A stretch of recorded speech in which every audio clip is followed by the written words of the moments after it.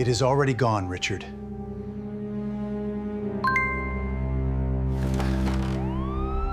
He came. I was a Navy officer trained to stay calm under fire. But when my stepfather kicked down my front door at 2 in the morning, grabbed me by the collar, and demanded the phone in my hand, I felt fear in a way no battlefield had ever taught me to understand. His name was Richard Hale. For 15 years, he had smiled in family photographs, called me his daughter, and told everyone how proud he was of my service. That night, with broken wood scattered across my floor, I finally saw the man behind the smile.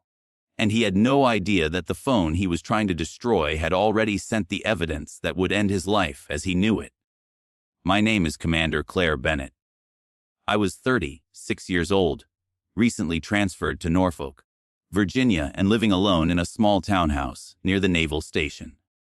My mother, Diane, had died 8 months earlier after a sudden illness. Her death left me with a quiet kind of grief. I could still hear her voice every time I walked into a room and reached for my phone to call her. Richard had acted heartbroken at the funeral. He stood beside her casket, held my hand, and promised that we would remain a family. I believed him. That was my first mistake. My mother had owned a successful marine supply company called Bennett Coastal Systems. She started it in a rented garage before I joined the Navy. By the time she died, it supplied safety equipment to several private shipyards along the East Coast. I never wanted the company. My career was my life. Richard had managed daily operations for years, so when he told me the business was struggling, I trusted him.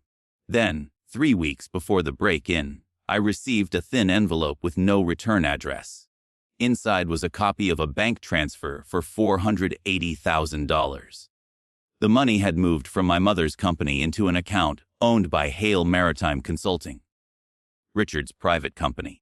Someone had written 5 words across the bottom of the page. Ask what happened before she died. I read that sentence at least 20 times. The transfer had been approved 2 days before my mother entered the hospital. The signature looked like hers, but something bothered me. My mother always looped the final letter of her last name. On that document, the line ended straight. I called Richard and asked about it casually. He laughed. He said my mother had paid an old consulting debt. Then his voice changed. He asked where I found the document. I told him it had appeared in some estate paperwork. That was a lie, and he knew it. The next afternoon, he arrived at my house without calling. He brought flowers and a bottle of my mother's favorite wine. He walked through my living room, touching picture frames and looking at the shelves. He was not grieving. He was searching. Before he left, he hugged me and whispered, "Some questions only hurt the people asking them." That was when suspicion became certainty. I contacted my mother's longtime accountant, Helen Ward. She agreed to meet me in a coffee shop across town. Helen looked over both shoulders before sitting down. She told me my mother had discovered missing inventory and false invoices 6 months before her death. Richard had created fake suppliers and approved payments to them. When my mother confronted him, he promised to return the money. Instead, the losses grew. Helen had tried to warn my mother, but Richard threatened to accuse her of stealing from the company. She resigned and kept copies of several records as protection. Then she told me something worse. 1 week before my mother entered the hospital, my mother had asked an attorney to remove Richard from her will and company. But the new documents were never signed. Richard had told me that my mother's illness was sudden. Helen said it was not. My mother had complained for weeks about dizziness, exhaustion, and confusion. I felt the room move around me. I wanted to accuse him of causing her illness, but I had no proof. Suspicion was not evidence, and I had spent my entire career learning the difference. So I made a plan. Helen gave me copies of the false invoices. I hired a forensic accountant named Marcus Reed. I also contacted a detective I trusted from an earlier base security case. Her name was Lena Ortiz. Lena listened carefully, then gave me strict instructions. Do not confront Richard. Do not threaten him. Document everything. And never meet him alone. For 12 days, I followed every instruction. Marcus traced payments through 6 shell companies. All of them led back to Richard. The total was more than $2 million. Then he found a seventh account. It was in my name. Richard had opened it using a copy of my military identification and an old power of attorney form. Almost $700,000 had passed through that account. If federal investigators discovered it before I did, I could lose my security clearance, my career, and possibly my freedom. Richard had not only stolen from my mother, he had built an escape route and placed my name at the end of it. That evening, I received a message from an unknown number. "Stop digging, Claire. Your mother should have listened too." My hands went cold. I forwarded the message to Lena. She told me to leave the house and stay somewhere secure. But before I could pack a bag, Richard called. His voice was warm, almost gentle. He said he had found an old box of my mother's letters and wanted to bring it to me. I told him I was tired and asked him to come the next day. He paused for a long time. Then he said, "Of course." Tomorrow, at 1:47 in the morning, my security camera sent an alert. Richard was standing outside my front door. He wore dark clothes and gloves. There was no box of letters in his hands. I called 911, placed the phone on the kitchen counter, and activated the emergency recording system connected to my home security account. Then the first blow hit the door. The frame cracked. The second blow tore the lock free. Richard entered shouting my name. I backed toward the kitchen. I told him the police were coming. He said I had stolen documents that belonged to him. He demanded my phone and my laptop. When I refused, he grabbed me and forced me to the floor. I fought to reach the phone. He stepped on my wrist and picked it up first. For 1 second, he looked relieved. Then he saw the red recording symbol on the screen. His face changed. He slammed the phone against the floor. The glass shattered, but the recording continued in the cloud. He pulled me up by my jacket and said, "You are going to tell them you made those accounts. Your mother tried to ruin me, and I stopped her. I can stop you too." Those words were clearer than any confession I could have planned. Sirens sounded outside. Richard released me and ran toward the back door. 2 officers met him in the yard. As they put him in handcuffs, he kept shouting that I had attacked him and staged everything.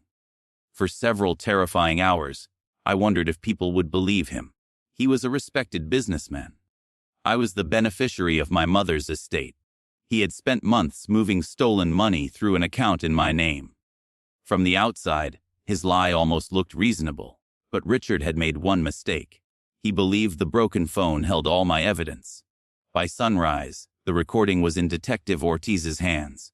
It captured the door breaking, his demands, his threat, and his admission that he had stopped my mother. The police arrested him for burglary and assault. Federal financial investigators opened a separate case. Still, the mystery around my mother remained. 2 days later, Lena called me to the station. Officers had searched Richard's office and found a locked metal cabinet behind a wall panel. Inside were forged contracts, copies of my identification, and a small notebook written in my mother's handwriting. It was her private journal. Her final entries described Richard's theft and threats. She wrote that he had been replacing some of her daily medication with pills that made her dizzy and confused. She had saved one of the unknown pills in a sealed envelope and planned to take it to her doctor. The envelope was still inside the notebook. A laboratory later identified the pill as a strong sedative that had never been prescribed to my mother. Her medical records showed the same substance in a blood test taken when she entered the hospital. The sedative had not directly caused her death, but it had worsened her condition, delayed treatment, and left her unable to complete the legal documents that would have removed Richard from the company. Then investigators found one final piece of evidence. Richard had searched online for the drug, its detection time, and how confusion could affect legal capacity. The man who cried beside my mother's casket had spent weeks making her doubt her own mind. I wanted revenge so badly that I could taste it. I imagined confronting him in a courtroom and telling him exactly what he had taken from me. But Lena reminded me that real justice is patient. It does not scream. It builds a wall one fact at a time, then waits for the guilty person to discover there is no door. So I stayed quiet. Richard's attorney offered a deal. Richard would admit to financial fraud but deny harming my mother. In return, he wanted a shorter sentence and permission to keep one of his properties. I refused to support it. He sent me a letter from jail. He called me ungrateful. He said he had raised me, protected my mother, and saved the company. He said one angry night should not erase 15 years of family. I read the letter once. Then I gave it to the prosecutor because one paragraph included details about my mother's medication that had never been made public. Richard had tried to manipulate me one last time. Instead, he gave the state another piece of evidence. The trial began 10 months after the break-in. I sat in the front row in my Navy dress uniform. Richard would not look at me at first. When the prosecutor played the recording from my house, the courtroom became completely silent. His voice filled the room. "Your mother tried to ruin me, and I stopped her." The forensic accountant explained every stolen payment. Helen described my mother's plan to remove him. The laboratory specialist explained the medication evidence. Finally, I took the witness stand. Richard looked at me then. He expected anger. He expected tears. He expected the frightened girl he had pinned to the floor. I gave him none of those things. I told the truth slowly and clearly. I described the anonymous envelope, the hidden accounts, the threats, and the moment he broke through my door. His attorney asked if my military training had allowed me to overpower Richard. I said, "My training taught me that strength is not proven by how hard you can hit someone. It is proven by what you do after someone tries to destroy you." The jury found him guilty of burglary, assault, identity theft, fraud, forgery, and charges related to the deliberate misuse of my mother's medication. The judge sentenced him to decades in prison. But my revenge did not end with the sentence. The court seized his house, his boat, and the money hidden in his shell companies. The recovered funds were returned to my mother's estate and to the business he had nearly destroyed. I used part of that money to repay every employee pension account Richard had drained. Then I sold Bennett Coastal Systems to a worker-owned cooperative. The employees who had helped my mother build the company became its owners. With the remaining money, I created the Diane Bennett Foundation. It provides legal and emergency support to women facing financial abuse inside their own families. Helen became the foundation's first director. On the first anniversary of the trial, I returned to my townhouse. The damaged door had been replaced long ago, but I had kept one small piece of the broken frame. I held it in my hand and thought about the night Richard believed he had trapped me. He had broken into my home to destroy the truth. Instead, he broke open every secret he had spent years hiding. My mother once told me that revenge leaves a person empty. She was right about revenge built from hatred, but justice was different. Justice gave her employees back their future. It gave frightened women a place to ask for help, and it gave me the freedom to remember my mother without seeing Richard standing beside her. I placed the piece of wood in a small box with her journal and closed the lid. Richard thought breaking my door would silence me. In the end, it was the sound that woke the whole world up, and while he spent the rest of his life behind a locked door, I walked through mine free.